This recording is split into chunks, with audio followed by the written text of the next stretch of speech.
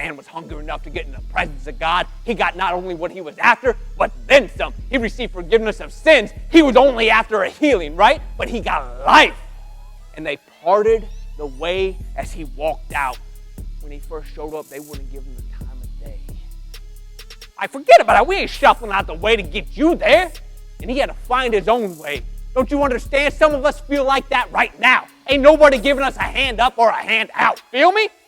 Ain't nobody getting in our way. Like they all seemingly against us. But don't you start feeling sorry for yourself. Don't you dare do it. You ain't meant to live on a pity pot. God has created you for a throne. Don't you understand? You a son of the Most High through Jesus. You get to him, he gives the crown.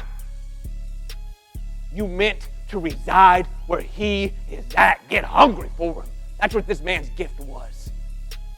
In his lowliness, he got a hunger in him. I'm speaking from experience. You get a hunger for God, ain't nothing else satisfies but God. I'm telling you, ain't nothing else. When you meet the King of Kings, when his fire gets inside of you, when his love covers you, you can't go back to how it was. Status quo ain't the same. And that's the only explanation I can offer to the why no one else rushed in and got with the paralytic guy. They must have been satisfied. I don't understand it. One man out of thousands is the only one hungry? And it was a paralytic on a mat, the one who should be the least of these? He's the one that got? And yet, even when he got, ain't nobody else rush in and get what he got. They just all stand around clapping like, amazing. Part of the way, let him walk out carrying a mat, right? Dude, at that point, access was given straight to the seat of Jesus. They parted. Someone could have ran up and got what he got, but ain't nobody do that. Why? Because I'm telling you, when you're full, you ain't hungry. Like if you've already eaten, you ain't hungry enough. Matter of fact, when you eating, you're making fun of the other people that are hungry. You know what I'm talking about? You're sitting in line at McDonald's in the drive-thru. You see someone digging through the dumpsters. You're like, oh, hope I ain't that guy. Listen to me, baby. That guy knows what hunger is. You ain't even know what it is. You're just a little bit famished. You know what I'm saying? I'm talking hunger where you don't care who's watching doing what. You gotta eat. Because when you get hungry, you're gonna eat somehow. And this man was hungry. He laid on that mat for how many years? Saw how many people living a life that he dared wish he lived. You been there? I've been there. I've seen people rise up to where I want to rise to. I've seen my friends get this, that, or the other. I've seen someone become a general with this God of ours, and I got hungry. I couldn't lay there no more. I had to get to my Jesus because my Jesus had to get to me, and he wasn't holding me back. The crowd was an excuse. I had to get to him.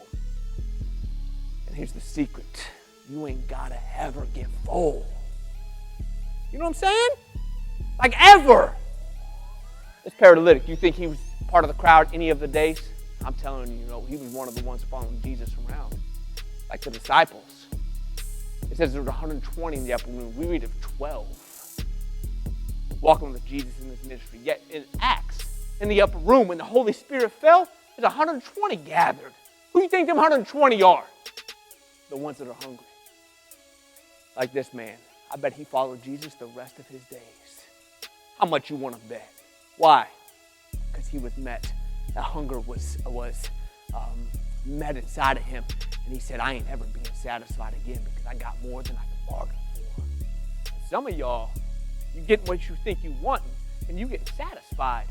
You taking your eyes off the prize and you good to go. You chilling now. I'm saying you better wake up. Like I'm cautioning you.